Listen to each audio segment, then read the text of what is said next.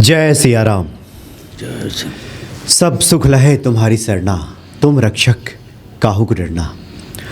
22 जनवरी 2024 आध्यात्मिक इतिहास के फलक पे स्वर्णाक्षरों में लिखा जाने वाला है। चूँकि लंबी प्रतीक्षा के बाद रामलला की प्राण प्रतिष्ठा वहाँ होने जा रही है और आप में से बहुत सारे भक्तों ने जिज्ञासा प्रकट की है कि सब लोग तो दर्शन करने वहाँ साक्षात जा नहीं पाएंगे, बहुत सारे लोग घरों में दर्शन करेंगे विभिन्न माध्यमों से। तो ऐसे भक्त जो प्रभु श्री राम के चरणों में अपनी श्रद्धा सुमन अर्पित करना चाहते हैं, निवेदित करना चाहते हैं, वो किस प्रकार से उन्हें मनाएं, कैसे प्रसन्न करें प्रभु श्री राम को, इस तरह की जिज्ञासा आप सबों ने रखी है। चूँकि बड़ा विशेष दिन है, उस दिन ही कुर्म अवतार हुआ था, यानी भगवान विष्णु ने कच्छप का रूप धारण किया था और इस समुद्र मंथन में सहायता की थी और इस पृथ्वी को धारण किया था।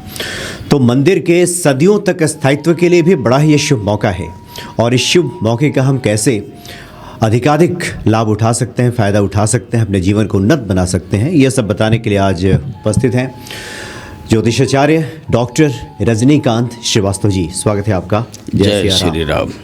आचार्य जी, ये तो हर सनातनी को एक इंतज़ार था इस दिन का कि वो शुभ घड़ी कब आएगी और वो शुभ घड़ी बहुत जल्द आने वाली है। भक्तों की जिज्ञासा भी है कि उस शुभ मौके पर हम क्या करें। जय श्री राम। जय हनुमान जी। भक्तगण, देखिए, जो समस्त सृष्टि के कर्ता हैं, पूरी सृष्टि जिसमें समाहित है, जिनके नाम में समाहित है, राम नाम में ही समाहित है। जन्म से लेके मरण तक अगर एक शब्द गूंजती है तो राम का नाम ही गूंजता है और इस कलयुग का आधार भी राम का नाम ही है जी। तभी तो भक्त शिरोमणि हनुमान जी उनके गुणगान में सदैव रहते हैं और उन्हीं रामलला के मंदिर का व्यवस्था करके उस दिन हमारे माननीय प्रधानमंत्री जी उसका उद्घाटन करने जा रहे हैं। प्राण प्रतिष्ठा होगी और विश्व के सबसे वरिष्ठ और अच्छे जानकार लोगों ने एक मुहूर्त निकाल के दिया है कि उस बेला में ही प्राण प्रतिष्ठा की जाए।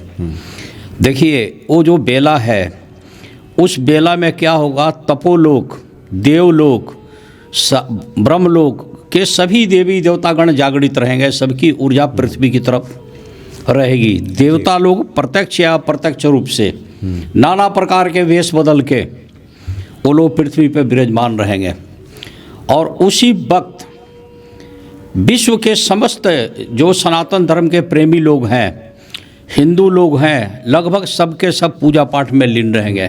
आप भी रहेंगे, मुझे पता है, सबको खुशी का मौका है और जितने भी राम जी के भक्त हैं वो सब बहुत ही खुशी के साथ उस दिन का इंतज़ार कर रहे हैं। 22 तरह की समझो कि उस दिन बहुत बड़ी दिवाली है। ऐसी दिवाली न या तो उस टाइम में हुई थी जब प्रभु श्री राम अयोध्या लौट के आए थे 14 वर्ष के वनवास के बाद। दूसरी दिवाली अगर है तो 22 जनवरी 2024 को है। अब देखिए, जो मुहूर्त निकाली गई है उस मुहूर्त के विषय में थोड़ी सी बात बता देते हैं। उस दिन शिव योग, सिद्धि योग, साध्य योग, शुक्ल और ब्रह्म योग, अमृत सिद्धि योग, कार्य सिद्धि योग, सर्वार्थ सिद्धि योग, उसमें भी अभिजीत मुहूर्त में ही प्राण प्रतिष्ठा की तैयारी चल रही है। तो उस वक्त में ब्रह्मांड की समस्त पॉजिटिव ऊर्जा जो मनुष्य जीवन के लिए काफ़ी है, जिसकी हम लोग लालायित रहते हैं, उस सभी ऊर्जाएं और ऊर्जाओं के स्वामी, समस्त शक्ति बल के स्वामी पृथ्वी में रहेंगे और भारतवर्ष के अंतर्गत रहेंगे। अयोध्या नगरी क्या पूरे विश्व में उनकी ऊर्जाएं रहेगी। अगर उसी टाइम में आपकी मन की कोई इच्छा हो, अपूर्ण हो, जैसे किसी को बच्चा नहीं हो रहा है, किसी के बच्चे शैतान है, कहते हैं ना, कोई तन दुखी, कोई मन दुखी, कोई माया बिन रहत उदास, थोड़े थोड़े सभी दुखी, सुखी राम के दास। किसी मामले में अगर आप दुखी हैं तो उस टाइम में आप परमपिता परमेश्वर प्रभु श्री राम का नाम लेके अपने मन ही मन उनको सिमरन कीजिए। हाँ, करना क्या है उस दिन, जो लोग अयोध्या जा रहे हैं वो तो ठीक है, जो लोग नहीं जा रहे हैं सुबह नहा धोआ के लाल आसन के ऊपर प्रभु श्री राम दरबार की तस्वीर लगा के भगवान की पूरी फल फ्रूट मिठाई जो भी है वो सब रख के उनकी भजन कीर्तन करें। वैसे तो उस दिन हर मंदिरों में जगह जगह सुंदरकांड, हनुमान चालीसा और ये कीर्तन भजन होंगे। आप भी अपने घर पे कर सकते हैं। हम लोग शहर में रह रहे हैं तो शहर के लगभग सभी पार्कों में भी हो रहा है। जी हाँ, जी हाँ। जहाँ आपको मौका लगे वहाँ बैठ जाइए। या कुछ नहीं, कहीं नहीं जा सकते हैं किसी कारणवश, तो आप अपने घर में सुबह से ही भजन कीर्तन मन ही मन शुरू कर दीजिए, या जैसे करना है करिए। कोई भी जाप करिए, उपांशु जाप करिए, मानस जाप कीजिए, आपकी पूर्ण स्वतंत्रता है। या राम दरबार के सामने बैठ के करिए और अपने मन की बात कहिए, अपनी व्यथा बोल दीजिए जो भी है, और प्रभु श्री राम का स्तुति कीजिए। आपकी वो मनोकामना उस ब्रह्म बेला के, उस बेला के कारण, उस शुभ मुहूर्त के कारण और उस टाइम में समस्त शक्तियों का पृथ्वी पे होना, पॉजिटिव रूप से होना जी कारगर होगा। जी जी आचार्य जी, आपने बिल्कुल सही कहा। और गोस्वामी तुलसीदास जी ने लिखा भी है कि जो इच्छा करिहु मन माही, हरि प्रसाद कछु दुर्लभ नाही।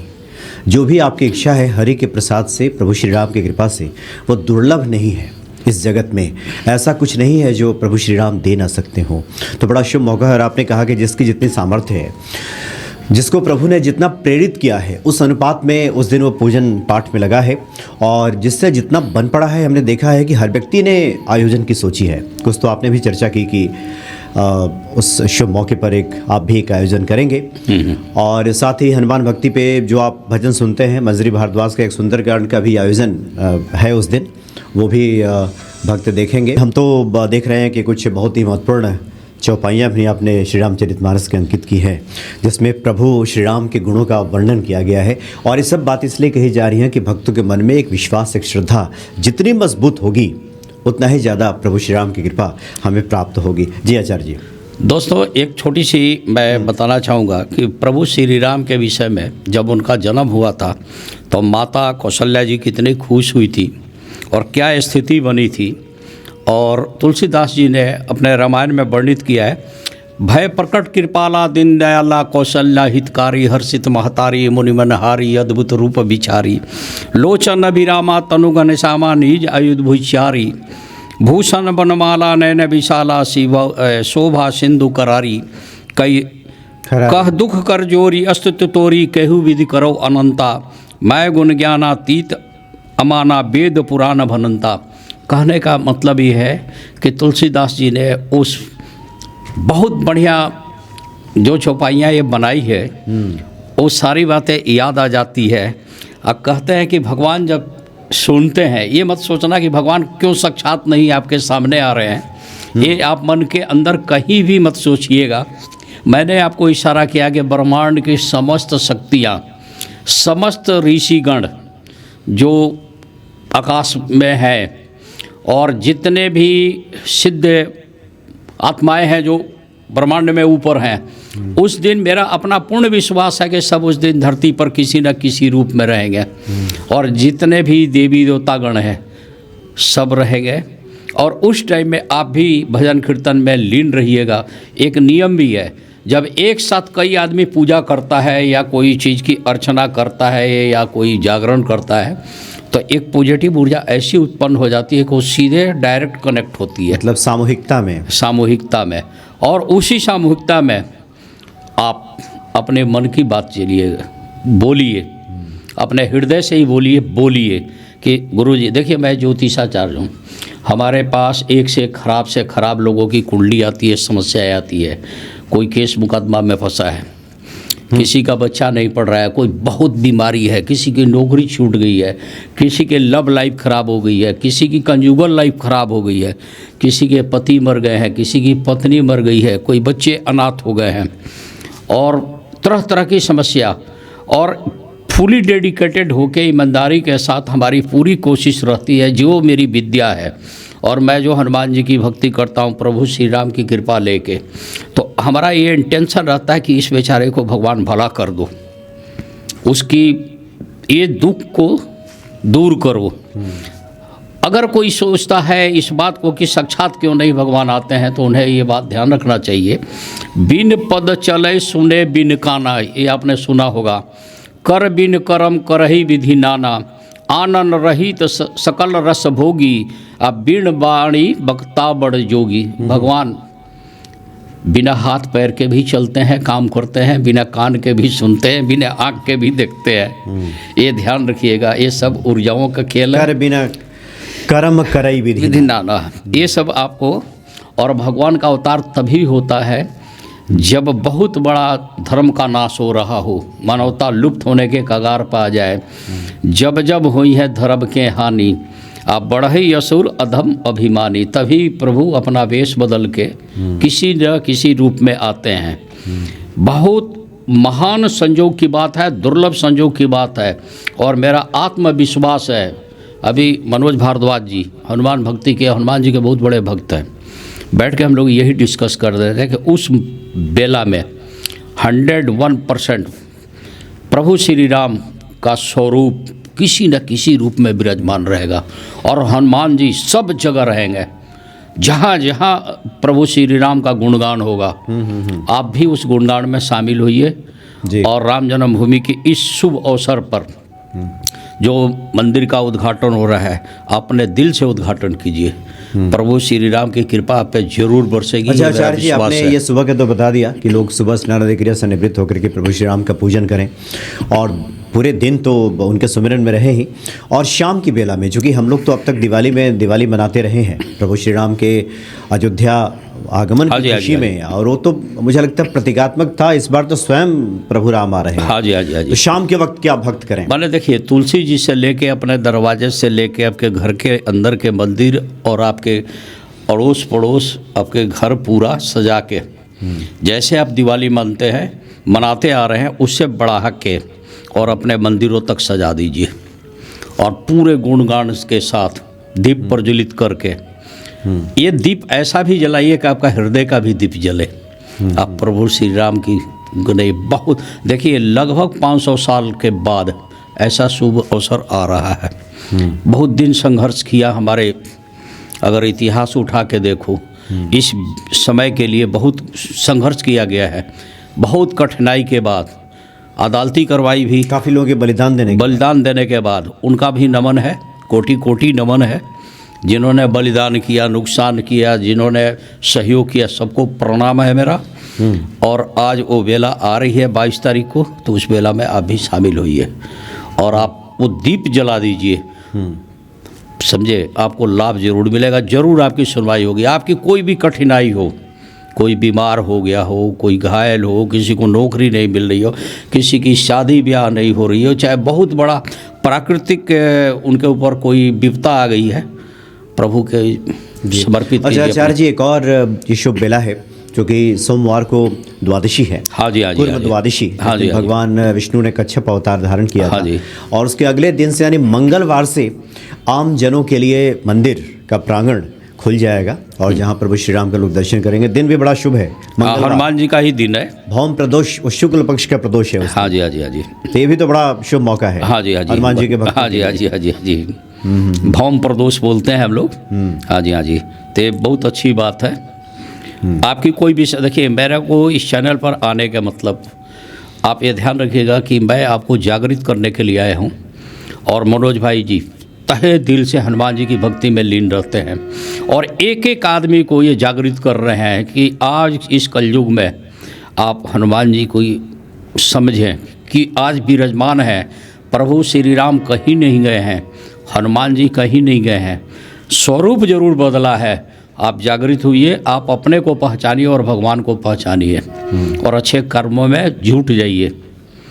यही हम लोग का है। जी हाँ जी, बिल्कुल। और ईश्वर सबको अपनी सामर्थ्य के अनुसार और जितनी प्रेरणा देते हैं उसी अनुरूप लोग काम करते हैं। कई बार लोग मिलते हैं और कहते हैं कि हनुमान जी की चर्चा होती है, लोगों में जागरूकता फैलती है, तो हम तो ऐसे लोगों को बताते हैं कि ये तो माध्यम है जिस माध्यम से लोग बात कर रहे हैं। अगर आपके आसपास में कोई ऐसा निराश, हताश, दुखी व्यक्ति हो, उनको हनुमान जी की कृपा समझाइए, उनको जोड़िए, तो ये भी वही कार्य होगा जो हम लोग यहाँ बैठ के करते हैं। तो जिसको जितना ईश्वर प्रेरित करते हैं, जितना एक अवसर प्रदान करते हैं, उस अनुरूप वो अपनी सहभागिता निभाता है। और इस 22 जनवरी को आपके भी सहभागिता निभाने का समय आ गया है। आपकी जितनी सामर्थ्य है, जितनी श्रद्धा है, जैसे आपको प्रेरणा ईश्वर से मिल रही है, उस अनुरूप उस दिन भजन ध्यान कीजिए, कीर्तन कीजिए, जरूर हनुमान जी कृपा करेंगे। देखिए, कुछ तो खासियत रही होगी कि आज इतने हजारों साल बाद भी प्रभु श्री राम को लोग याद करते हैं। कहते हैं कि दैहिक दैविक भौतिक तापा, राम राज कहीं नहीं व्यापा। उतना सुंदर राज कभी नहीं हुआ। कुछ तो भगवान प्रभु श्री राम में रहा होगा, और आज वही राम लला विराजमान हो रहे हैं। तो आप सोचिए, जी जी, तहे दिल से सुनिए। और मैं आपको बता दूं, हम लोग यहाँ जो टीवी पे चैनल पे बात कर रहे हैं, हम लोग की आवाज़ आप तक जल रही है। इस आवाज़ को देवी देवतागण भी सुन रहे हैं।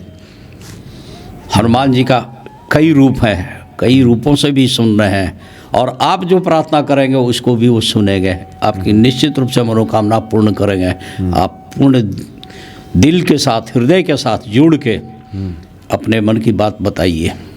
जी जी जी, जितना, एक बार फिर से दोहराऊं, हाँ। जितना आपकी सामर्थ्य, जितनी आपको प्रेरणा ईश्वर से मिली है, हाँ। उस अनुरूप अधिक से अधिक आप ईश्वर चिंतन भजन कीजिए। निश्चित तौर पे हनुमान जी कृपा करेंगे। बहुत बहुत धन्यवाद आपका। जय श्री राम, जय जय हनुमान जी।